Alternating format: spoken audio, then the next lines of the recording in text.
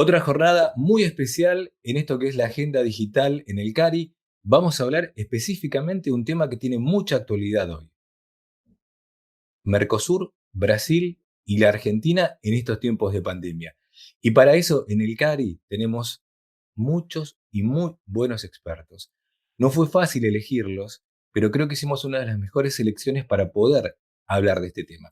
Me voy a poner los anteojos porque tienen grandes títulos, pero yo le voy a decir primero los nombres propios. Una es una gran periodista, que es Eleonora Gozman. Empiezo por ella porque ¿quién no la ha leído a Eleonora Gozman en un diario, ahora en un sitio y en muchos otros lados? Es la persona que más sabe de Brasil dentro de los periodistas, quizá, desde 1900, bueno, no importa, desde hace mucho tiempo cuando algunos no teníamos canas. Sigamos.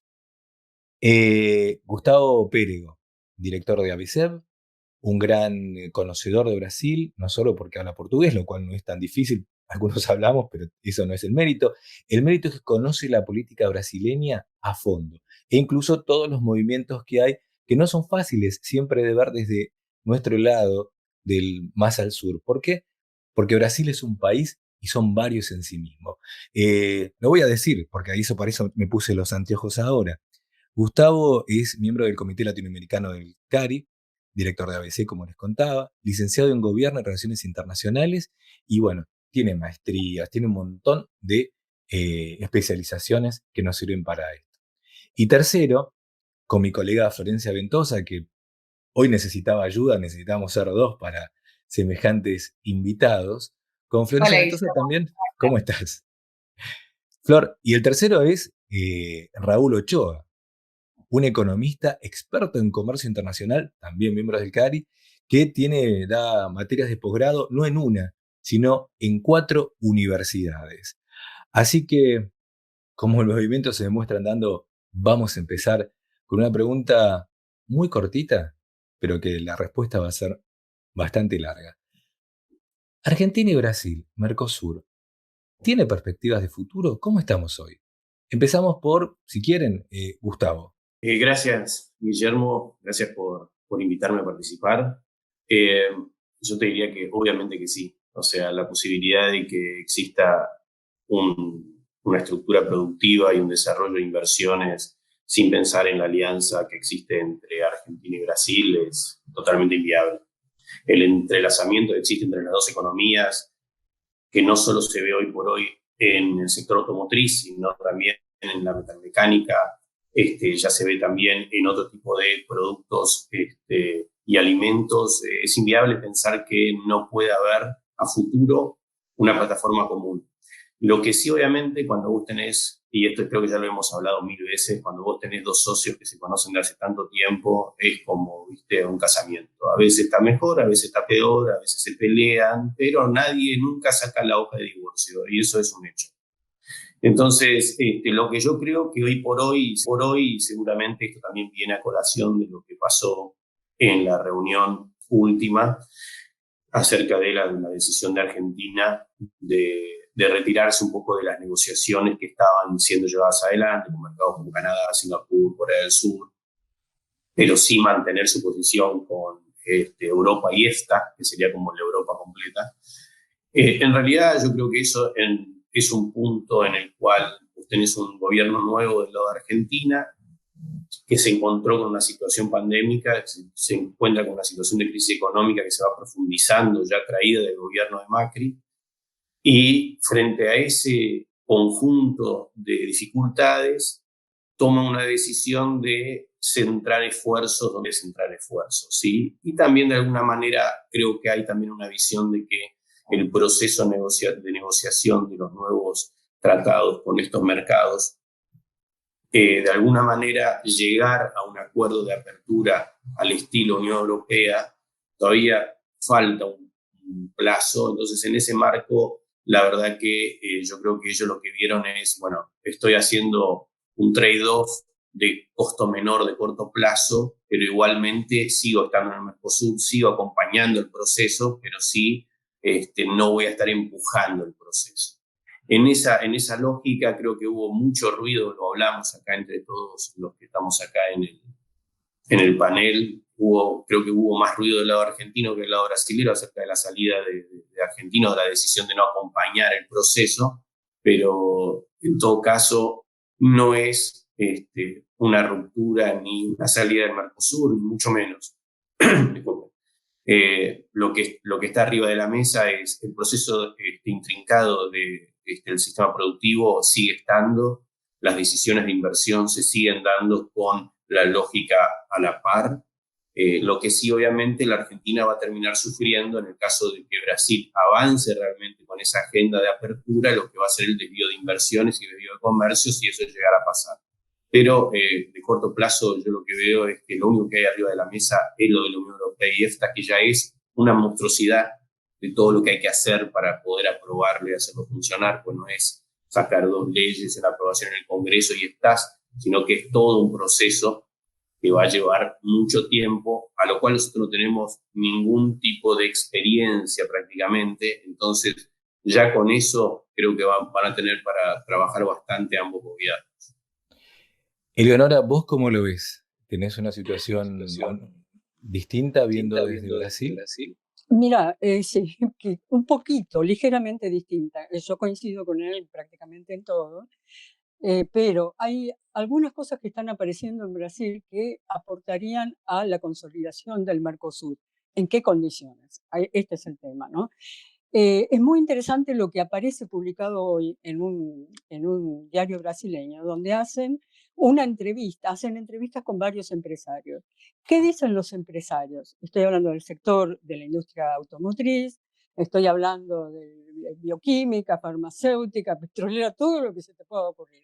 Dicen que este es el momento de nacionalizar, en estos términos, la industria brasileña. ¿Qué quiere decir esto? ¿Por qué ellos hablan de nacionalizar la industria brasileña? Dicen esto porque lo que comprobaron a partir de la pandemia es el corte de suministros de insumos para la industria, que fue determinante también de la caída de la actividad industrial. No es solo la pandemia por falta de consumo, también es por la falta de componentes para la industria. Lo que llevó el nivel de actividad a uno de los niveles más bajos, y muy inferior al 50%, digamos, el nivel de actividad esperado, que está bien, es compatible con el resto del mundo, pero también llevó a esto que acabo de decir. Y entonces, ¿qué piensan ellos? Dicen, bueno, este es el momento en que la industria en Brasil demostró que está preparada, digamos, para ese proceso de nacionalización, que es producir los componentes localmente, o sea, dentro de Brasil. A todo esto no es solo producir para el consumo doméstico, o sea, para el consumo brasileño, sino producir para todo el Mercosur.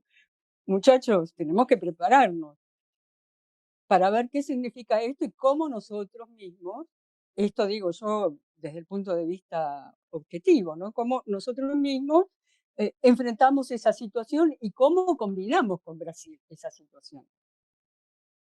Bien, bien. Gracias. Raúl Ochoa, ¿cómo se ve esto desde el tema del comercio internacional, de la integración? ¿Cómo lo está viendo usted? Por supuesto, va a haber una caída muy importante todo este año y la gran discusión es si el año que viene hay un rebote lo suficientemente fuerte para recuperarlo. Lo cierto es que lo que uno observa es que muy probablemente el tema regional tome preeminencia en la situación como la que se viva después de la pandemia. Y en ese sentido, me parece que el tema del Mercosur, más allá de las diferencias políticas, tiene un valor estratégico superior. Hay podríamos decir, como varios planos. Político, que es el más complejo por diferencias que hay desde el punto de vista de concepción. El otro es el punto de vista económico. Las situaciones no son similares. Argentina está en una situación de debilidad marcada desde el punto de vista macro. Y tercero, desde el punto de vista de las empresas. Y es de las empresas donde hay posibilidades de desarrollo conjunto vis a vis lo que enfrenta el mundo de aquí en adelante, que es el tema de volver a tener confianza entre cadenas globales y cadenas regionales. Y ese para mí va a ser uno de los puntos centrales para nuevos tipos de desarrollo que van a tener mucho más impacto desde el punto de vista de las industrias del conocimiento y otras tecnologías aplicadas al tema de salvaguardia y, digamos, normas sanitarias mucho más específicas y de control tecnológico. Yo un poco lo que se habló, a ver, el marco general creo que todo el mundo coincide porque también hay casi un golpe a la decisión de ultra globalización que se había iniciado en los 80 en adelante, así que eso es real. Y lo que son cadenas largas de valor como la que estábamos viendo hasta ahora, con centros concentrados en el sudeste asiático, posiblemente vayan a sufrir impacto. Yo creo que hay un tema que sí es importante en lo que dijo Eleonora, que es justamente este artículo donde la industria brasileña dice: yo estoy en condiciones de hacer todo, o ser como de alguna manera medio autónoma o algo así, que va un poco, ¿no?, en línea con esta cosa de lo que la propia ala militar en Brasil pide, ¿viste?, para hacer el pro-Brasil, el Brasil grande, y muchas de esas ideas de los militares pensando en la autonomía, el autoabastecimiento en algunos lados, y esa idea de tener nuevamente campeones nacionales, algún tipo de alianza entre las decisiones de gobierno con determinadas empresas. La reunión de Braga Neto con la gente de la FIES demuestra eso. El otro día lo escuchaba Delfín Neto hablando de esto, ¿viste?, y recordaba lo que era el gobierno Geisel y todo lo que era esa política de vamos para adelante, para frente, para Brasil y toda la Perdón, historia. Delfín Neto, ¿quién es? Contanos a los que no sabemos. Él fue ministro durante el gobierno militar y es uno de los articuladores de la política económica de esa época. Es un tipo, yo siempre digo, no, tuvo su historia, pero es un tipo bastante pragmático cuando termina hablando. Y de alguna manera lo que yo creo es que eso va a tener impacto cuando vos empezás a pensar en esa lógica de un Brasil que quería empezar a ser más liberal, porque recordemos que Brasil es una de las economías más cerradas del planeta, ¿no? O sea, sigue siéndolo, más allá de que Guedes haga el discurso del no sé qué y Bolsonaro el discurso del no sé qué más, y que somos todos, nos abrazamos a la economía mundial y toda la historia esa. La realidad, cuando vos mirás en los índices, Brasil es una de las economías más cerradas del planeta, el Mercosur sigue teniendo su porción de economía cerrada, y ahora empieza a aparecer esa lógica en el medio de esta crisis económica y política, dado por la pandemia sanitaria, pero que ya viene trayéndose, porque de alguna manera uno viene viendo cómo esas ideas están ahí, de alguna manera adentro de la cabeza de Bolsonaro, de toda la militar, y que ahora con la llegada del nuevo jefe de la Casa Civil, empieza a poner arriba de la mesa esta idea de vamos a tener una política más nacionalista, bien, si el acuerdo no se termina todavía cerrando como se iba a hacer, porque eso es una oportunidad en realidad para Embraer y no un costo. Entonces, ese tipo de visión que viene de ese lado está muy arraigada. Y cuando vos juntás eso, o sea, el hambre con las ganas de comer, que es la industria en Brasil, en términos de seguir manteniendo las mismas lógicas que hubieron hasta ahora y que funcionaron, ¿no? Digo, los campeones nacionales no es un invento del gobierno militar, lo tuvo también Lula, lo tuvo también Fernando Henrique durante un periodo chiquito. Entonces, todo eso hoy por hoy es como que en el marco de una crisis de estas dimensiones, que puede estar llevando a una caída del PIB de más del 6% en Brasil, algo histórico, historia brasileña, si es que todo este proceso se consolida negativamente, es obvio que las fuerzas se empiecen a buscar convergencias. Y esas convergencias van con lineamientos que ya se conocen en Brasil, donde todos están un poco más cómodos. Entonces, en ese sentido, yo creo que sí ahí puede haber también algún tipo de impacto sobre la política de integración a nivel global, por obvias razones, porque si vos pensás así, vas a tener más dificultades. entendí lo último que vos dijiste, Gustavo. Me gustaría que precises un poquito la última frase tuya. No, que lo que digo es, vos podés sí tener una lógica de mayor integración regional, pero cuando vos estaba pensado la política de integración de cadenas más largas, ¿sí? Y cuando vos al mismo tiempo tenés la idea de Brasil primero, Brasil para frente, ¿no? Y esa lógica de la industria nacional tiene la capacidad de integrar mucha mayor cantidad de cadenas hacia adentro de Brasil. El caso de la industria aeronáutica es el típico ejemplo. Puse a Embraer y empecé a traer todas las fábricas ahí a la zona de San Pablo a ver cuánto yo podría integrar creando un campeón nacional. Eso lo ves en varios lados. En la industria petrolera lo mismo. Petrobras fue eso, sacando el tema de la Lavallato, todo eso, pero digo, Petrobras fue eso. Entonces, cuando vos tenés esa lógica, es mucho más compleja la idea de la posibilidad de el intercambio y la interdependencia en cadenas largas, ¿sí? De valor, como se estaba planteando. Entonces, es obvio que vas a tener una mirada de el regionalismo es más fuerte, pero tenés la dificultad cuando empezás a querer negociar con la Unión Europea y ni que hablar con Canadá, Corea del Sur, donde los acuerdos de segunda generación son marcos mucho más fuertes que puramente arancelarios. En ese sentido lo decía. Con respecto a las conductas de los gobiernos brasileños, y creo que en eso no se diferencian, pese a sí diferenciarse políticamente, pero no en estos temas que vos estás planteando, tienen una cosa que se llama pragmatismo. Yo le pondría pragmatismo, pondría la palabra pragmatismo casi entre comillas, pero es así. ¿Qué quiere decir esto? ¿Qué quiere decir esto? Ellos van a moverse siempre según sus necesidades del momento, ¿sí? Según ellos piensen que son sus necesidades. Bien, ¿qué está pasando con Guedes? Esto lleva a la siguiente pregunta. ¿Qué está pasando con Guedes? ¿Y qué está pasando con el gobierno de Bolsonaro? Lo que vos ves del gobierno de Bolsonaro es una trayectoria que empieza con una política liberal a ultranza, pero de esas que uno se preguntaba, ¿cómo pueden convivir las Fuerzas Armadas con una política tan liberal a ultranza? Y en ese momento que yo me lo preguntaba, a pesar de todo, convivían, era coherente. Eso empieza a cambiar en cierto modo producto de la pandemia, pero no solo producto de la pandemia, también producto de lo que llaman el ADN desarrollista de algunos sectores militares, que en el caso del gobierno brasileño estaría representado por el jefe de la Casa Civil, Braga Neto, Walter Braga Neto. Entonces, ¿por qué planteo esto? Porque a pesar de todo, Guedes subsiste. ¿Por qué Guedes subsiste? Porque Guedes es parte también del establishment. ¿De qué establishment es parte Guedes? Del establishment financiero.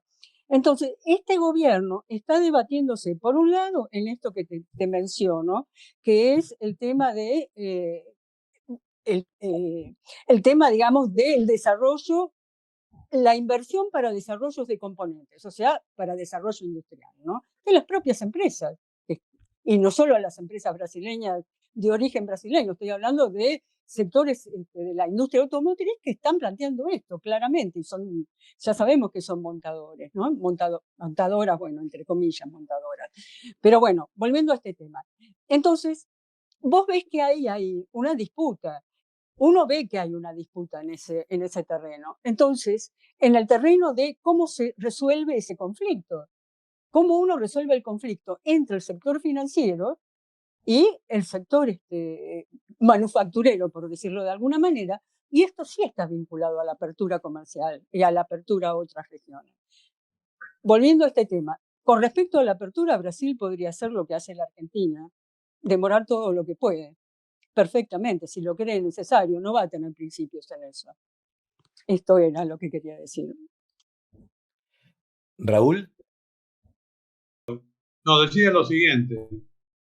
Es impensable primero que haya una cantidad de cuestiones, digamos, de cadenas que se hagan sin tener en cuenta el Mercosur. Por ejemplo, está toda la transformación de la industria automotriz. O sea, más allá del tema con la Unión Europea, la transformación de la industria automotriz, que es un plazo que va no más allá del 2030 a 2035, requiere claramente una escala que no no tendría sentido sin todos los países de, prácticamente yo diría, de la región.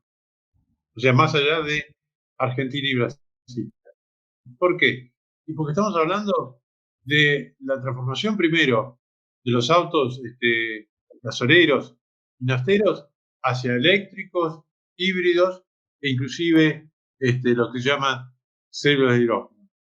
Todo eso implica un tema de trabajo entre las filiales que están en nuestros países con las casas matrices de enorme importancia. Por eso a mí me llamó muchísimo la atención cuando la Argentina decidió en esta pocas semanas el tema de abandonar el tema con Corea, por ejemplo. Porque en realidad Corea, por supuesto, es un competidor, pero al mismo tiempo es un fenomenal proveedor tecnológico desde el punto de vista autopartista y de lo que está en juego de la transformación, que básicamente es la aplicación del conocimiento, de nuevo conocimiento dentro de la industria automotriz. Y Corea en eso es un proveedor de punta. Por lo tanto, el pensar desde el punto de vista micro-macro, o sea, en cada sector en particular, implica el tema de un trabajo en conjunto. Lo mismo con el tema de la industria alimenticia. Más allá del efecto de la pandemia, que va a ser muy importante, la industria alimenticia está en plena transformación como consecuencia de los hábitos de consumo de gran parte de la población del mundo. Y eso implica un trabajo en conjunto porque se necesitan economías de escala y de aglomeración muy elevadas para enfrentar los desafíos de todos esos nuevos consumidores que se plantean desde el punto de vista de lo que ya podríamos llamar seguridad alimentaria, saber qué se está comiendo y qué se está bebiendo, nuevos hábitos.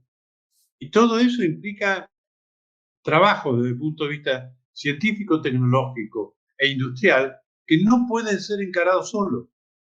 Sobre todo cuando somos en este tipo de cosas, de actividades complementarios, competitivos, pero claramente con ventajas de escala y especialización que no tienen otros países.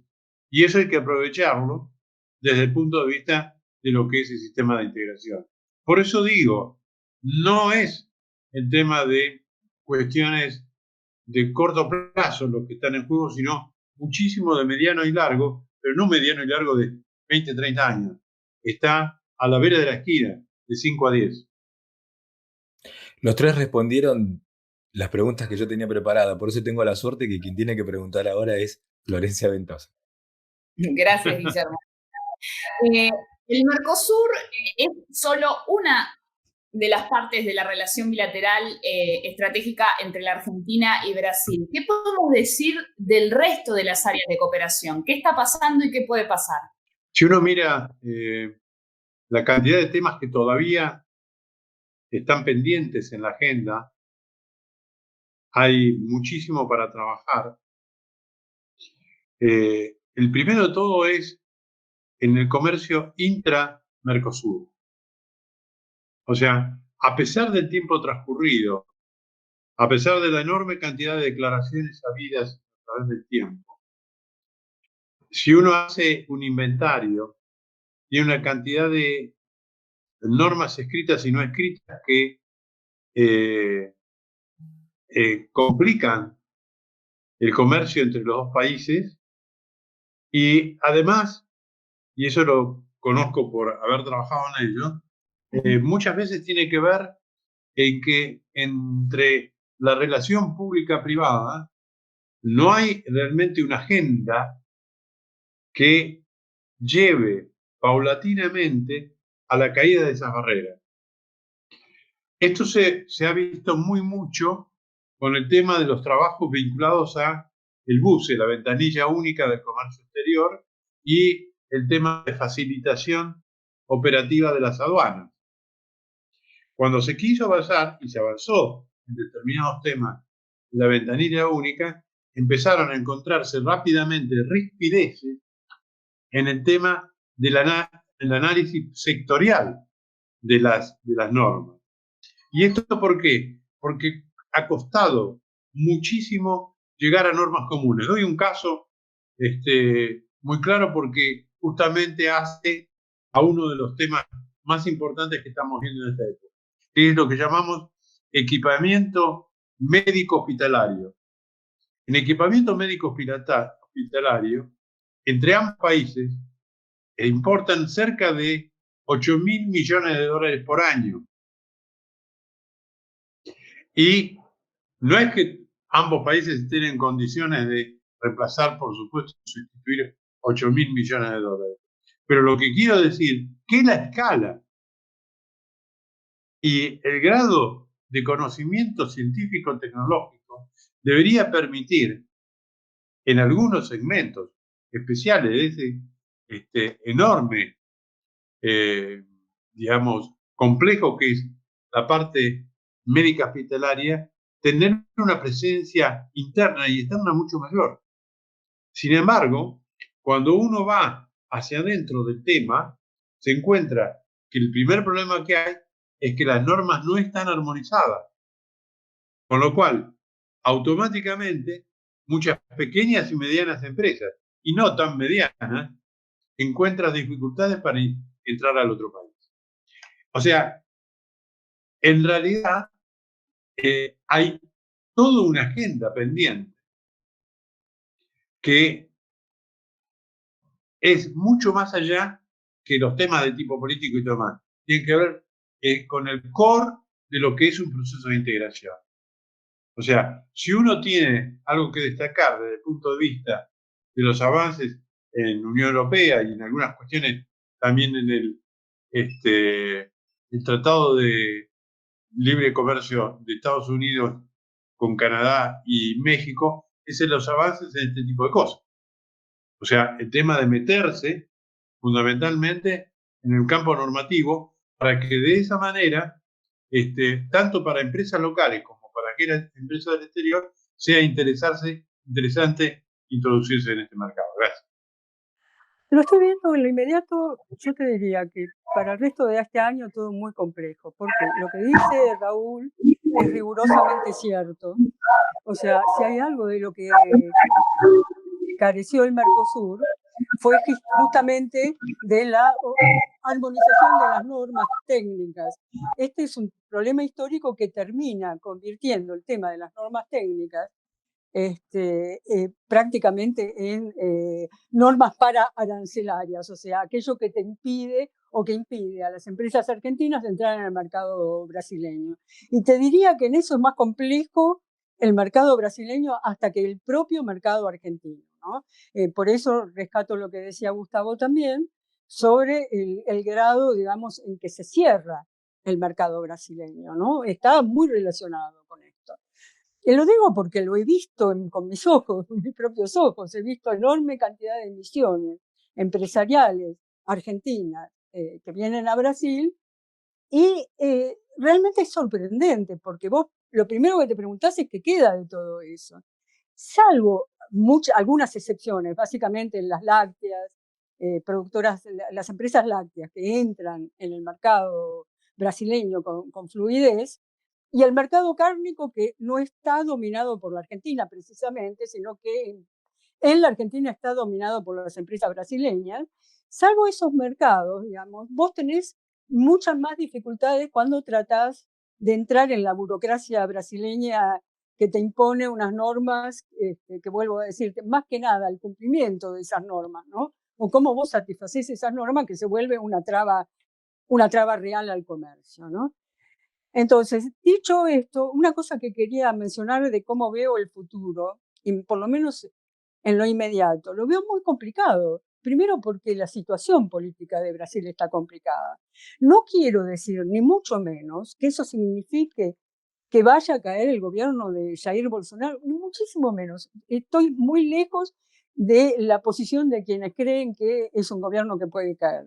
Yo creo que tiene una pata muy sólida, por decirlo de alguna manera, que es el sector militar, sólida porque tienen las armas, no por otra razón, que es el que está defendiendo la permanencia de ese gobierno.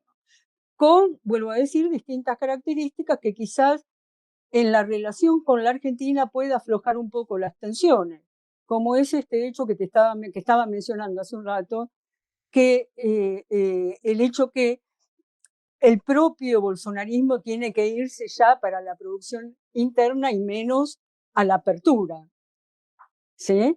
Entonces, por ahí, digamos, puede encajar mejor ese proyecto con el proyecto de la Argentina. Ahora, la Argentina va a tener que pensar muy bien cómo va a discutir con Brasil la integración industrial, porque esa integración industrial no existe. Esta es la realidad, ¿no? Existe en sectores, por ejemplo, el sector en la industria automotriz, existe en la harina, o sea, en el sector de productos derivados de insumos orgánicos, ¿no? De la industria referido a eso. Pero cuando vas a otros sectores, y mencionó Ocho algo que me parece bastante relevante, bastante importante, que es el tema de la industria de equipamientos hospitalarios, ¿no? Y médicos y hospitalarios, que ahí evidentemente hay no es que haya un déficit de producción, pero sí hay un avance relativamente lento, tanto en la Argentina como en Brasil. Y cuando se trata de mezclar las dos vertientes, se vuelve muy complicado. Esto ya se vio inclusive en la industria aeronáutica y más precisamente con el tema de Embraer. Ya tomando ya lo que hablaron mis colegas acá, intentando agregar sobre eso, porque en realidad ya básicamente mostraron toda la situación como es. Yo creo que en el fondo, lo que muestra el Mercosur es que el Mercosur no rompió los patrones de política de desarrollo que tenían tanto Argentina como Brasil. O sea, si lo querés resumir, vamos a hacer el resumen de esa manera. O sea, los patrones de la política desarrollista, del ICI, o sea, de la sustitución de importación, etcétera, que está en el ADN de estos dos países, que tiene una lógica de entramado industrial mucho más amplio que el resto de Sudamérica y solo comparable a México, y México con una relación media compleja ahí con Estados Unidos en la manera en la cual se ha integrado. Yo lo que creo es que el Mercosur, que vino para hacer algo más que una aduanera, terminó siendo eso porque el ADN nunca cambió.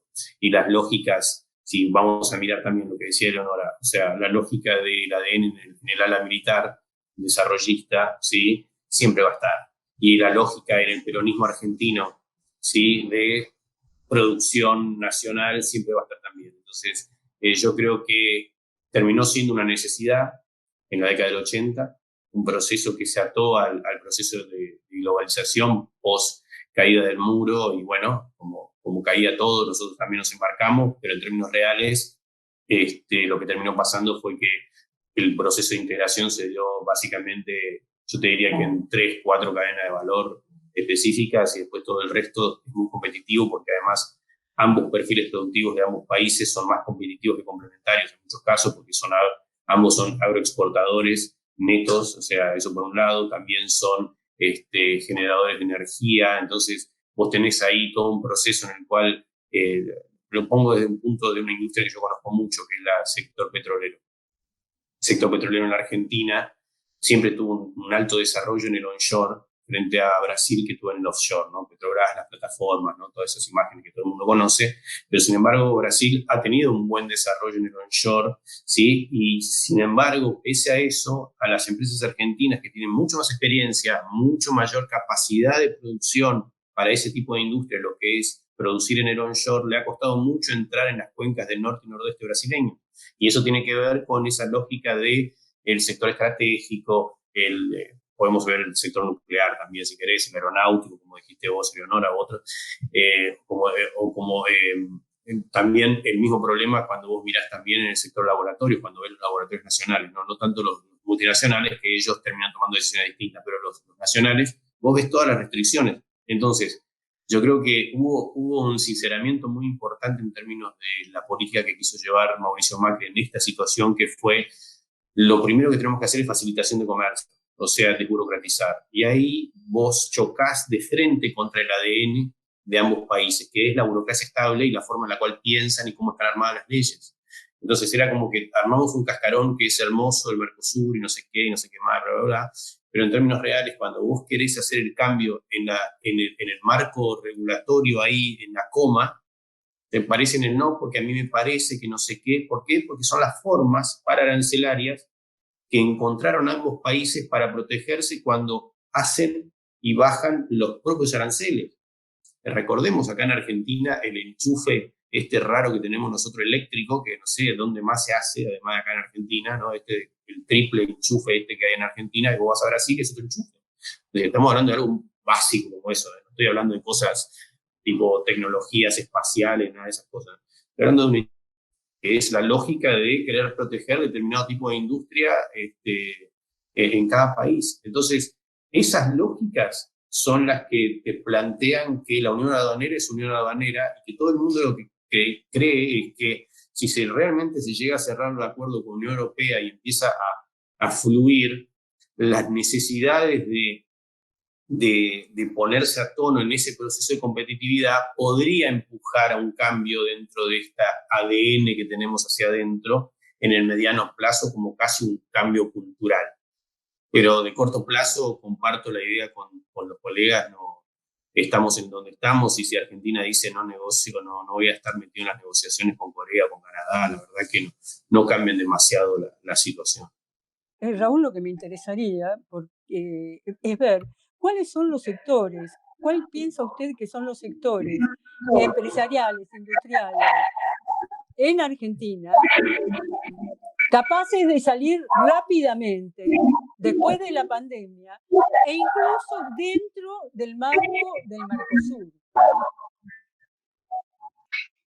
Nosotros tenemos fundamentalmente,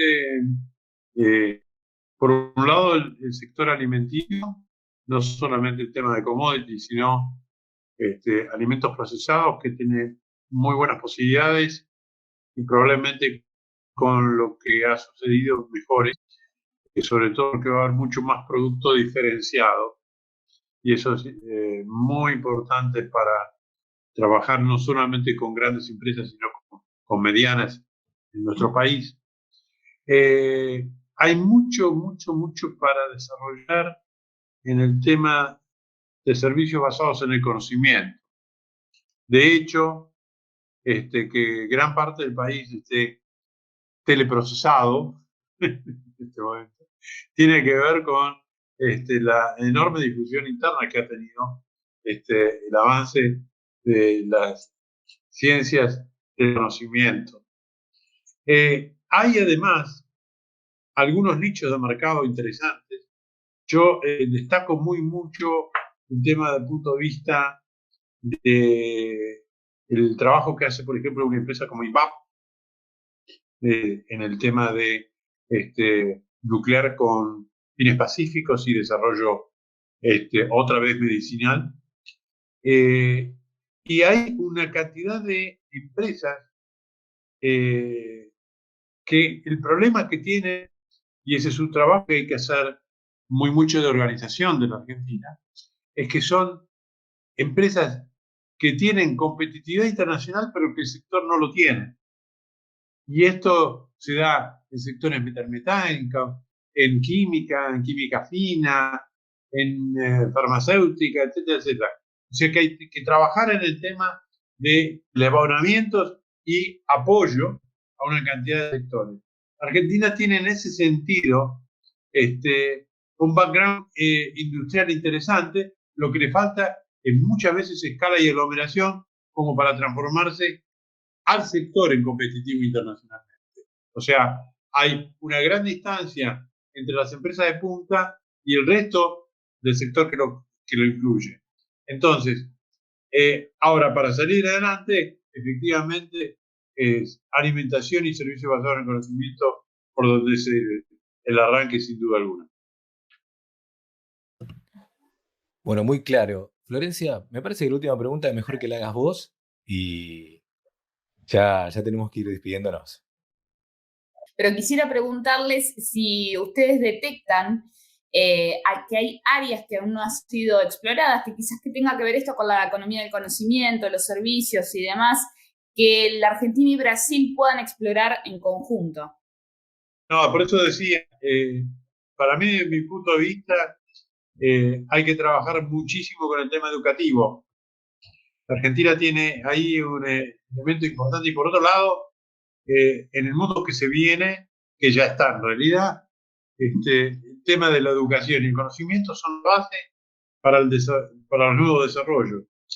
Y, digamos, el problema de la Argentina en realidad es que tiene ciertas bases ya en este campo, pero lo que tiene son, como en otras cuestiones socioeconómicas, enormes desniveles a nivel de regiones.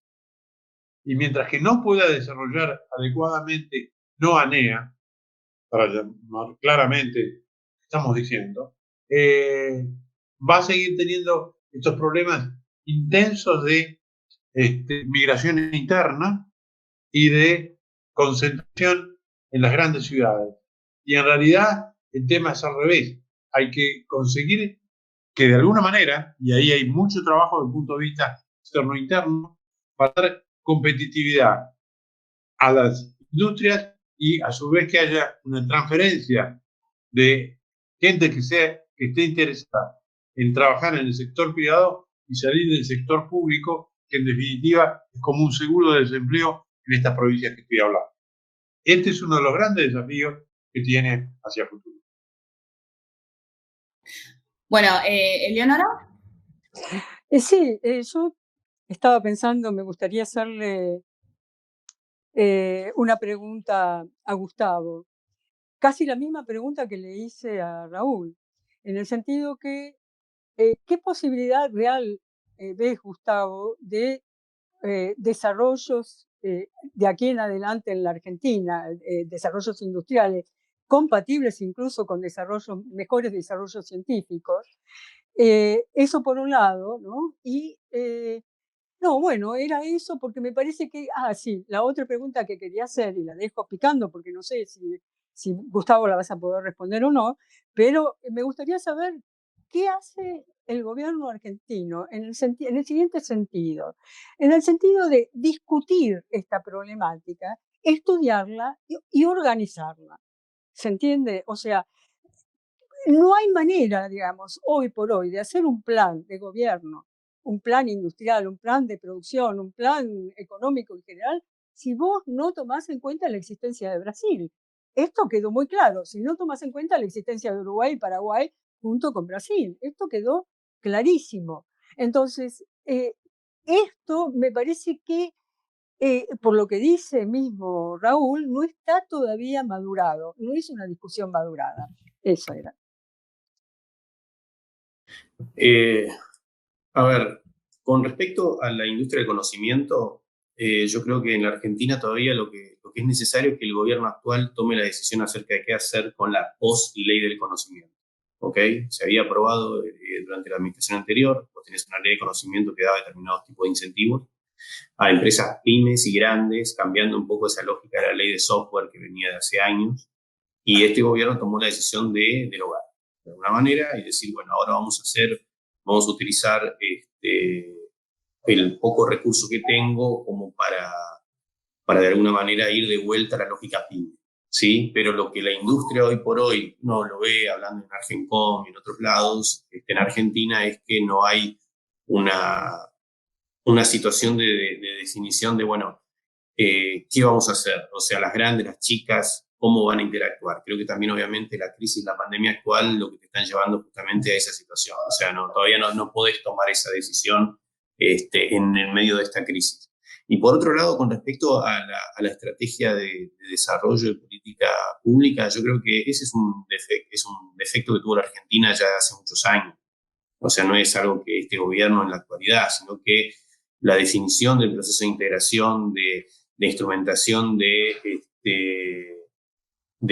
traída de inversiones y de complejizar lo que son las cadenas de valor, hoy por hoy es un gran tema que está en Argentina, está en Brasil también. ¿Por qué? Porque en ambos lados vos viste cómo se fueron primarizando de alguna manera la actividad productiva, o sea, en todos lados. ¿Por qué? Porque obviamente cuando tenés una aspiradora de commodities como era el sudeste asiático, vos tenés una presión ahí que es fuertísima con respecto a la manera en la cual vos desarrollas tu inversión y desarrollas tus negocios. Entonces, hoy por hoy creo que eso está arriba de la mesa y es un punto que no se zanjó, y no creo que en este contexto actual puedas hacer algo. O sea, esto es para pensar a partir de lo que llaman todos la nueva normalidad, cuando estemos saliendo de esto acá, de las cuarentenas grandes, cuando los precios internacionales empiecen a recuperar, quién sabe, a fin de año, y los países puedan volver a pensar en presupuestos en términos normales y no de emergencia. En este momento acá, lo único que hay que hacer es sobrevivir, intentar que la economía no colapse, intentar que la pandemia no se expanda, y todo el resto termina siendo secundario, y por más de que hagan discurso de ABC, o sea, es obvio y está bien que sea así, porque no podés combatir las otras cosas y esto al mismo tiempo. Entonces, me parece que esto es una conversación que se va a dar, y creo que sí, el hecho de que Argentina haya tomado la decisión de yo no me bajo del acuerdo Unión Europea-Mercosur, no me bajo del EFTA. Para mí el gran aporte del acuerdo Mercosur-Unión Europea no es tanto ni las inversiones ni la apertura de mercados, sino que es el cambio cultural. Entonces, el hecho del cambio cultural que va a venir en los próximos 10 años, si este acuerdo se realiza, es donde nosotros vamos a ver el cambio en ese ADN que yo dije antes. Entonces, ahí es donde vamos a empezar a tener que realmente encontrarnos frente a la situación de cuál es la política que me puedo dar. ¿Por qué? Porque entraste en un proceso y en una cancha que es distinta. Para cerrar, es que yo creo que el cambio va a venir a partir de cuando nuevamente se estabilice todo, o sea, volvamos a la normalidad. O sea, de estar en esta situación de crisis y al mismo tiempo queriendo pensar en desarrollos productivos, eso es muy complejo, o sea, no hay forma. Pero en la nueva normalidad seguramente que sí. Yo lo que tengo en mi concepción, yo creo que el aporte más grande, como lo dije, del acuerdo Unión Europea-Mercosur es justamente el cambio cultural. Es el marco donde vos podés realmente empezar a pensar políticas públicas distintas de desarrollo, porque te encontrás en una cancha que es distinta, donde ya los jugadores son distintos, donde las integraciones son distintas y tenés que transitar. Entonces, en esa lógica, el acuerdo Unión Europea-Mercosur, lo mejor que te puede pasar es eso, más allá de si hay más inversión, menos inversión, más mercado, menos mercado, es la necesidad de cambio en las decisiones, porque ya ahí tenés que lidiar con una cantidad de nuevos actores que estaban fuera de ese toma-daca que tenía Argentina-Brasil en la cocinita del Mercosur. Entonces ahí es donde veo yo el cambio en las posibilidades de cambiar en base a lo que me preguntaba Leonor. Siguiendo lo que están diciendo nuestros expositores, había un viejo dicho africano que decía: si el futuro lo esperás, llega. Si no lo esperás, también llega. ¿Cuál es el futuro que estamos esperando?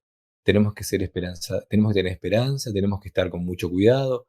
¿Cómo es lo que ustedes les dirían sobre todo a las sociedades políticas de Argentina y Brasil y de los dos socios del Mercosur? A mí me parece, coincido siempre con Gustavo y con Raúl, pero tengo una pequeña, muy leve diferencia con Gustavo, en el sentido que él ve la pandemia como un impedimento para pensar qué se va a hacer de aquí para adelante, ¿no?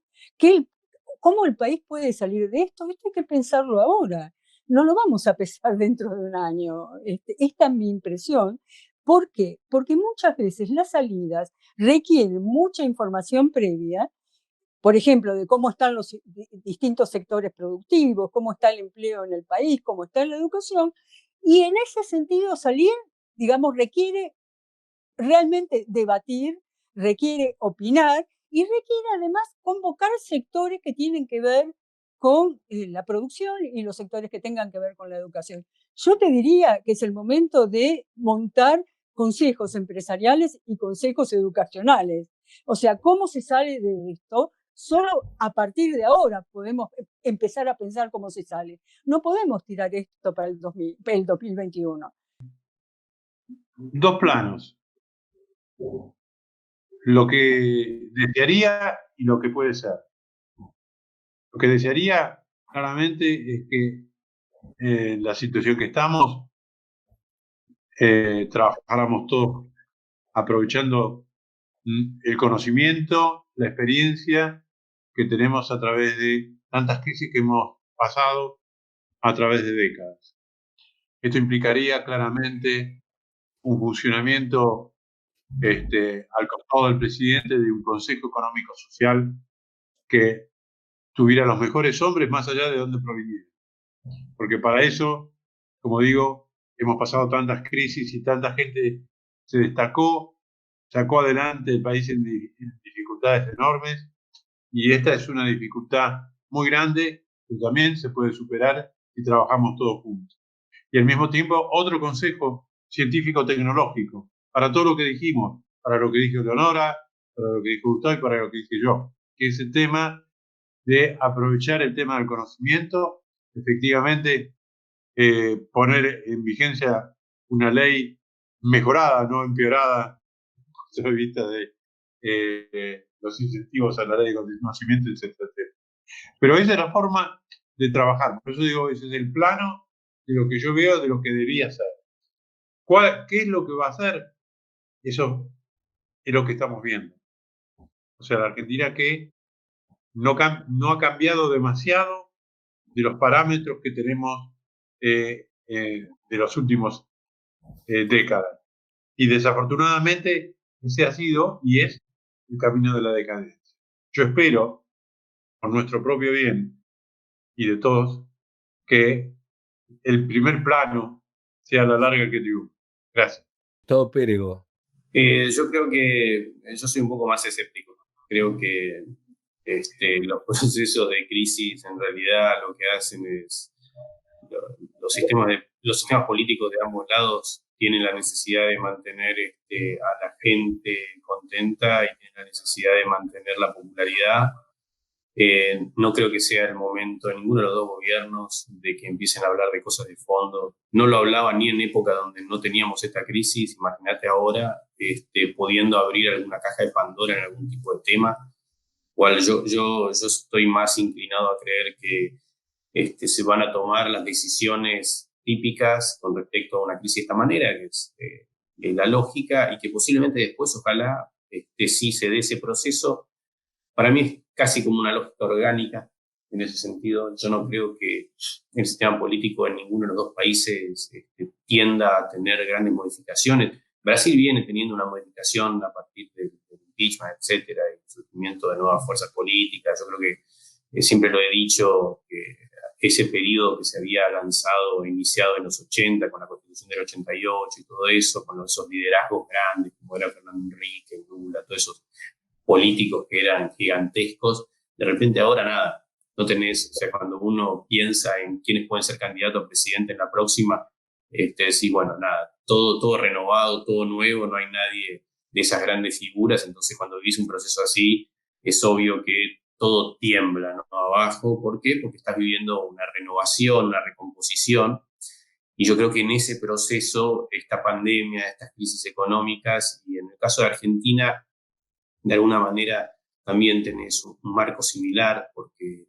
todo lo que venía dado de los grandes liderazgos dentro del partido peronista, hoy por hoy ya no lo tenés. O sea, hoy venís con la renovación, Alberto, es la renovación, sea lo que sea, pero es la renovación.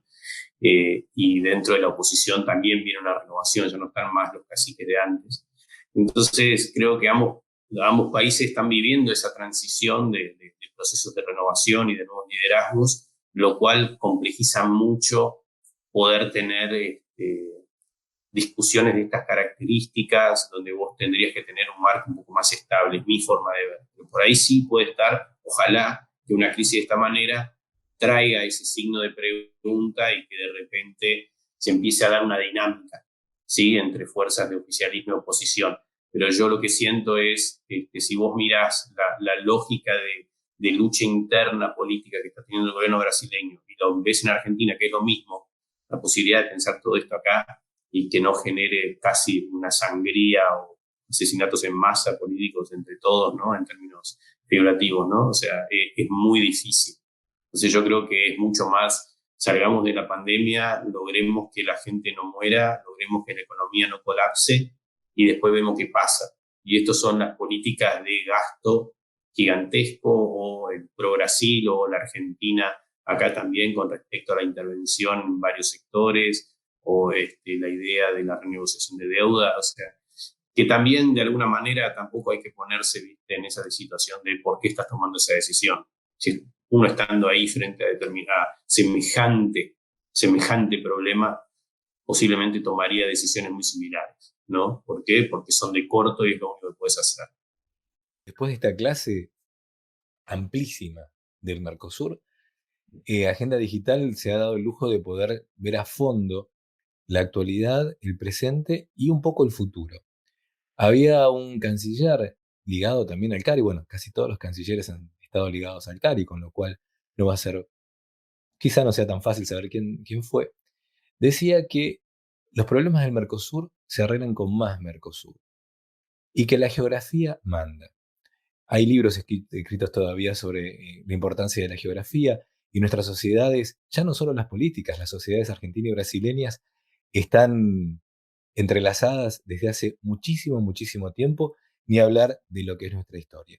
A mí, Florencia, me ha quedado, y me gustaría también esta reflexión final sumarte para que también escuchen nuestros invitados en este sentido. Han tenido una actitud muy honesta intelectualmente, muy profunda en todos los conceptos, por todos los lados que se vio, muy dura por momentos, pero también nos recuerda lo que es la estructura sobre la agencia, que la relación argentino-brasileña va a seguir a pesar de la pandemia, con el Mercosur probablemente, y a pesar de todos lo que está pasando aquí. Flor, ¿vos cómo lo viste? Exactamente lo mismo, Guillermo. Es real que la geografía manda, es real que las oportunidades de cooperación y las cadenas de valor y todo lo que estuvieron charlando son factores que nos obligan a trabajar en conjunto y que Brasil y Argentina gozan de buena salud. Los tres invitados nos han dejado, no le digo boquiabierto, pero nos han dejado pensando mucho. Entonces, en esta transmisión que ha costado bastante desde Suecia, desde Brasil y desde la República Argentina, queremos darle a ustedes tres lo que nos quieran decir, a uno o a los tres, el mensaje final para esto que es la relación Argentina-Brasil y el Mercosur. Cualquiera puede tomar la palabra, uno o los tres. Lo que quería decir es que Gustavo tiene razón en expresar cierto pesimismo, porque tiene que ver con la historia también del Mercosur. Pero también esa misma historia va enseñando que el entrelazamiento de las dos economías, de las cuatro economías en realidad, se está volviendo tan fuerte o se ha vuelto tan fuerte que es impensable pensar en una ruptura del Mercosur. Miren, yo recuerdo algo que lo tengo grabado porque me tocó vivirlo directamente. Cuando asume, el día que gana, el día de la victoria de Bolsonaro, yo me encuentro con otros periodistas, juntos nos encontramos con el que fue después y que es ahora el ministro de Hacienda ministro de Economía ahora, de Bolsonaro, con Paulo Guedes. ¿Y él qué dice? Él dice, el Mercosur, bueno, a nosotros no nos interesa y la relación con la Argentina tampoco, no es nuestra prioridad, dice. Tiempo después, Guedes, yo te diría 7, 8 meses después, había cambiado totalmente el discurso y en una reunión con Guedes que hicimos en Río de Janeiro, los corresponsales extranjeros, Guedes se me aproxima, me dice, ¿cómo le va, Eleonora? Le digo, bueno, ministro, este es el momento, ministro Guedes, de terminar con esas fricciones que parece que tuvimos. Parece que ahora la Argentina tiene otro papel dentro de la política externa brasileña. Él me dijo, sí, claro, y también el Mercosur. Bueno, creo que esta es la anécdota final de todo esto. Barón do Río Branco puede más que un Guedes. Nos vemos, muchísimas gracias a todos. Flor, otra vez, haz el final vos entonces. Bueno, muchísimas gracias por estar con nosotros. Estuvimos con Eleonora Gozman, Raúl Ochoa y Gustavo Pérego, aquí en Agenda Digital. Chao.